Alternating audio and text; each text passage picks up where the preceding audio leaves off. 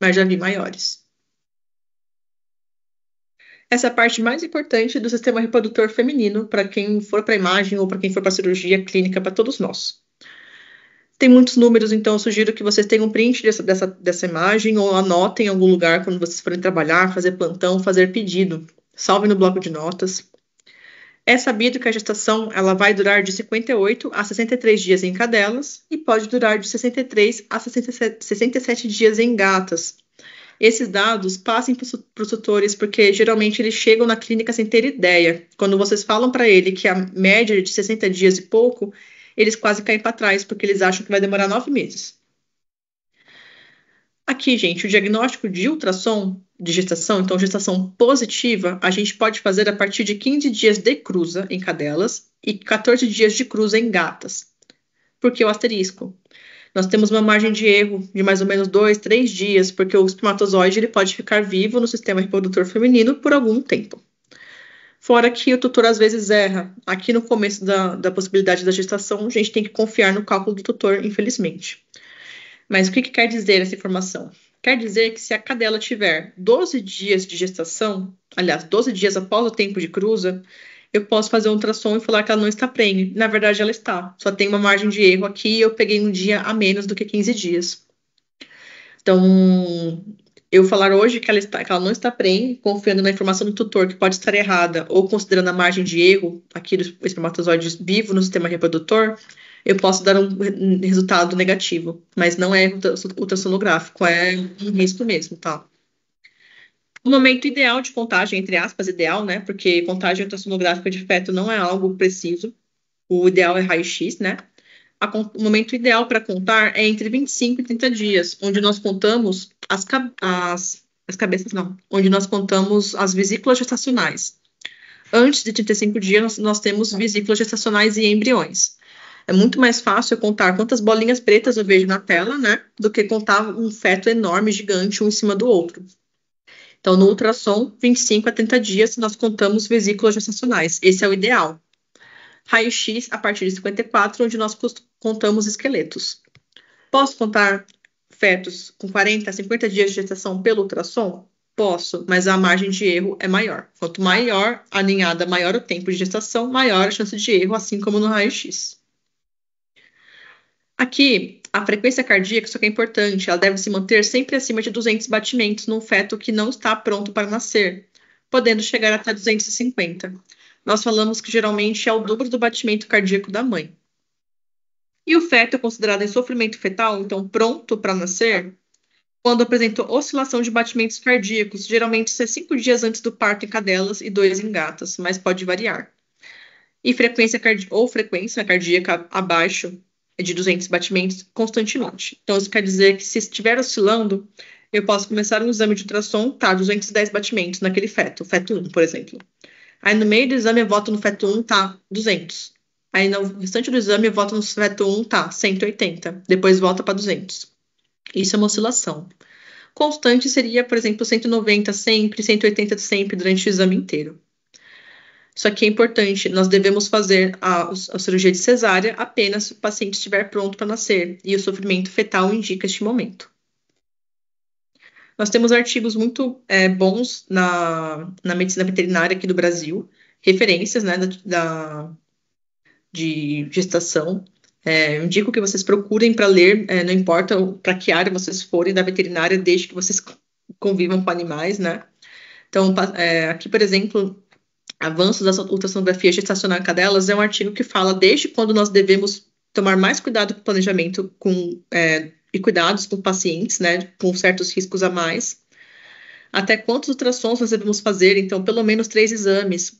O que eu indico geralmente é para diagnosticar um no meio da gestação e outro antes da cesárea, caso vá entrar em cirurgia. E até os fatores que a gente considera para influenciar quantos ultrassons nós faremos, né? Se a paciente é dócil, o tamanho e acúmulo de gordura, às vezes isso dificulta muito o ultrassom e o exame não tem uma qualidade boa. Até a frequência respiratória, porque se a cadela estiver agitada, nós não teremos um bom exame. Tamanho da ninhada, tem vários motivos para fazer a menos ou a mais esses ultrassons do paciente. Então, sugiro fortemente que leiam isso aqui para a vida de vocês. Aqui do lado, né, um paciente mostrando um pezinho. Então, nós temos aqui as unhas, ó. Coxim é um pezinho, provavelmente, deve ser uma articulação tibio-társica aqui atrás. Então, nós temos aparelhos muito bons hoje em dia, onde nós conseguimos ver detalhes bem precisos desses filhotes que nós avaliamos. É importante falar para o tutor que quanto maior a ninhada e mais avançada a gestação, maior a margem de erro na contagem. Eu sempre falo para eles que é como se eu visse um vidro de azeitona.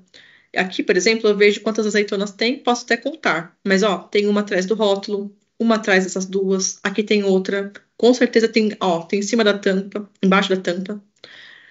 Então, eu posso até ver, contar quantas estão aqui maiores, mas eu tenho sempre uma chance de ter muito mais atrás. Então, o ultrassom, como os fetos ficam apinhados um em cima do outro, né? Um em cima do outro, um para um lado, outro para o outro, nós temos uma chance grande de não acertar essa quantidade. Então, é comum que vocês recebam um ultrassom falando que tem de 2 a 4, de 10 a 12. Então, isso é normal. Nós temos uma margem de erro bem maior do que o raio-x. Então, o adequado é fazer a contagem por raio-x, por mais que você consiga ter uma ideia por ultrassom, que são poucos ou muitos fetos. E ao contar as vesículas gestacionais, então antes de 35 dias, o proprietário deve estar ciente que nós temos o risco de degeneração. Então, pode ser que aquelas vesículas não desenvolvam. Então, se eu faço ultrassom agora com 20 dias de gestação e vejo 5 vesículas, pode ser que virem 5 fetos e nasçam esses 5 fetos e fiquem vivos. Mas pode ser que eu veja 5 vesículas e tenha, sei lá, 4 fetos e uma vesícula não desenvolva. Então, que eles tenham cuidado em questão de prometer filhote para o colega, vender filhote antes que nasça. Até depois de nascer, no começo é arriscado, né? A gente não sabe se vai sobreviver, se tem alguma anomalia. Tem feira palatina, lábio leporino, mega esôfago, a gente não sabe, né? Mas o tutor tem que ser informado disso, por termo, muitas vezes, né? E via fala mesmo para facilitar o entendimento dele. Aqui, diferente de grandes animais, anomalias gestacionais são raras em pequenos, corresponde a 5,86% das gestações. E nós podemos ver a partir da sexta semana de embriogênese. O que eu mais vejo é cardiomegalia. ah, Agora não. Nossa, tem outra coisa que eu ia falar. Cardiomegalia. Aí, consequente, a nasarca, né? Tamanho do feto. Nossa, tem outra coisa que eu ia falar e eu esqueci. Vamos ver se eu lembro durante a aula. Hidrocefalia, é isso. Hidrocefalia e cardiomegalia, mas é bem raro mesmo. Quando nós estamos vendo vesícula gestacional, que é o que nós contamos no ultrassom, que é antes de 35 dias, nós vemos isso daqui. Então, nós medimos a parte interna dela, né? É um conteúdo cístico, é líquido aqui, líquido homogêneo, com um embriãozinho aqui, pedunculado, né? Nascendo a partir de uma margem da vesícula. Nós temos a parede externa. E quando nós temos o paciente, um feto mesmo, que é a partir de 35 dias, nós conseguimos ver a cabeça, ó. Cabeça grande com os ventrículos aqui, medir de um lado para o outro para calcular o diâmetro biparietal, que é o que nós usamos geralmente, é mais usado para calcular o tempo gestacional, né? Tempo gestacional. Então, olha o tamanho da vesícula para a cabeça do cachorro. Se é desse tamanho a cabeça, tem o corpo todo ainda. A vesícula é muito mais fácil de contar no ultrassom do que o esqueleto todo formado, os pacientes se mexendo um em cima do outro. Não se assustem, ninguém fica memorizando isso daqui. São tabelas que nós temos acesso em vários livros, e-books ou livros mais tradicionais, por exemplo, Pennick e Nyland. Os dois são disponíveis na biblioteca física da universidade. Todos os livros vão ter tabelas semelhantes, mostrando quanto tempo que eu vejo, por exemplo, os ossos não mineralizados de fetos de cadela, 30 a 35 dias. Os olhos de fetos de gato, 39 dias. Então, quando nós vamos avaliar a gestação, nós avaliamos a morfologia, como está desenvolvido esse feto, e também fazemos cálculos, né, geralmente da cabeça ou do diâmetro da vesícula gestacional, para falar em números quantos dias tem, sempre com 3 dias de margem de erro a mais ou a menos. Então, muitos detalhes são vistos, né? Aqui, por exemplo, eu vejo ambos os rins fetais. Nós temos aqui o contorno do fígado. Aqui, estômago com líquido, provavelmente. Coração, um pulmão, outro pulmão. Grandes vasos passando aqui do tórax até o abdômen. E esses pontinhos hiperecogênicos com sombra são as costelas. Conseguimos ver bastante coisa. Só voltando aqui um momento, gente. Isso aqui é importante de avaliar para saber também se o paciente está pronto para a cesárea, né? Eu falei para vocês que é necessário saber isso. Geralmente, a gente avalia principalmente se o paciente está em sofrimento fetal e se nós temos um intestino com peristaltismo e estratificação da parede. Isso quer dizer que o paciente está pronto para nascer e ele está pronto para ser amamentado. Então, o certo antes de fazer uma cesárea é você fazer um exame um dia antes, no máximo, para ver se esses fetos estão no momento certo de nascer ou até horas antes. Não estão no momento certo de nascer, não vejo peristaltismo, não vejo sofrimento fetal, não está na hora de nascer. Vai marcar a cirurgia para outro dia, senão você tem a chance de perder a ninhada inteira. Muito melhor você fazer um ultrassom, gastar dinheiro com isso, do que você não ter uma ninhada inteira ali, se responsabilizar pela perda de vários animais e ter que explicar para o tutor. Isso é a parte mais difícil sempre.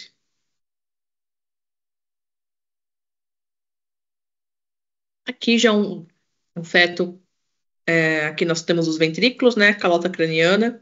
É como se ele tivesse deitado de lado, olhando para a gente. Nós temos o pescoço, o tórax com o coração. Eles ficam bem espertinhos depois de um tempo, ó. Eles se mexem. Então, por mais que a gente consiga ver fígado, bexiga, os membros pélvicos, coração batendo, os grandes vasos aqui já, mostrando topografia, ó.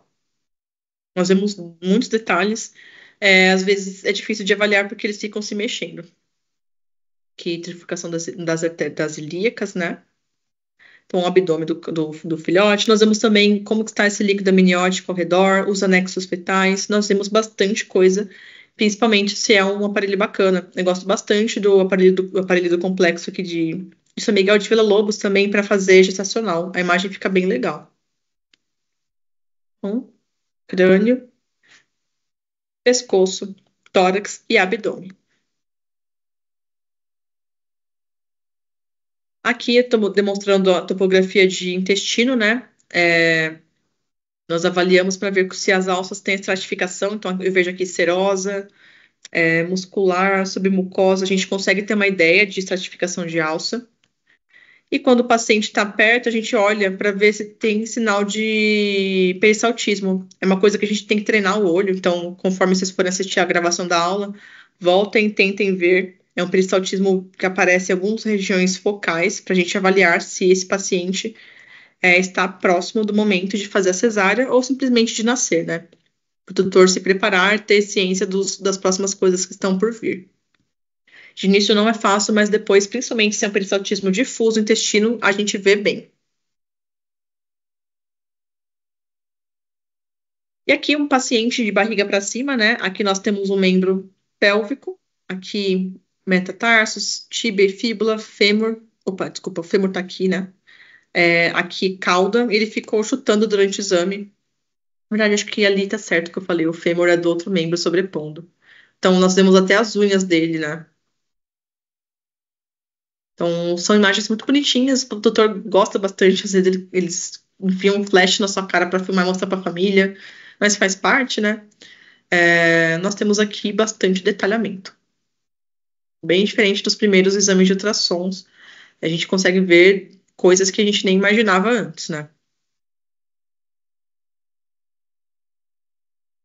Aqui um paciente deitado de lado, a cabecinha dele tá aqui. Vocês percebem que ele vai levantar um pouco a cabeça, bocejar e depois se aninhar de novo. Então, muitas vezes a gente dá uma cutucada na barriga da mãe para tentar fazer esse feto acordar, né? E a gente comparar o batimento cardíaco dele com os irmãos para ver se está homogêneo.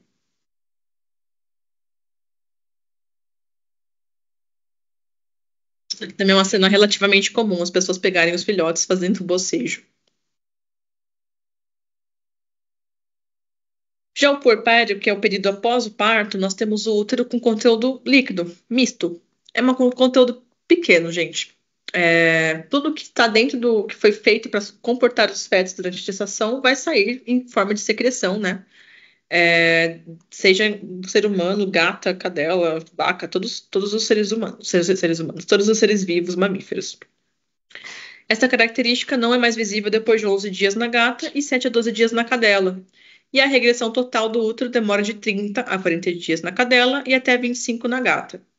Então, aqui nós temos essa estrutura tubular mais evidente, Parece que tem conteúdo com bastante cogenicidade aqui, mas é a parede dobrada, porque esse útero estava enorme, depois ele se dobrou e ele vai regredir aos poucos. Se você que está falando, pensando em caso de metrite, retenção placentária em pequenos animais, é mais fácil você avaliar históricos sinais clínicos. Não é uma coisa comum ou fácil de diagnosticar. Quando tudo dá errado, né, nós temos a morte e retenção fetal, que acontece quando é embrião, né, antes de 35 dias, e aí ele degenera, então simplesmente não tem esqueleto para ficar retido ali, simplesmente aquele embrião não vai desenvolver e vai sumir depois de um momento. E se acontece em feto, né, depois de 35 dias, aí nós temos esqueleto. O esqueleto tem que ir para algum lugar se ele não é abortado. Ele pode ficar retido e mumificar, que é um procedimento asséptico, ou ele pode ser retido e macerar, que é um procedimento séptico. E essa degeneração, ela começa a aparecer a partir de 24 horas de morte, assim como eu falei na aula de abdômen, né, de raio-x. Nós podemos ver conteúdo gasoso adjacente, se for séptico, perda de arquitetura óssea nos dois casos, e uma coisa que nós só vemos no ultrassom, que é a ausência de batimentos cardíacos. Esse aqui é um sinal imediato que nós vemos. O paciente parou de respirar, de coração bater, nós já vemos isso no ultrassom. Não é uma coisa tão didática de mostrar, então nós temos aqui conteúdo hiperecogênico, são os ossinhos todos agrupados fazendo sombreamento acústico. Então, isso aqui é o que nós vemos numa morte e retenção que mumificou, é um achado. Pessoal, como são 9 horas, eu vou iniciar a aula de ultrassonografia urinária. Sim, vocês conseguem ter acesso à gravação dela também.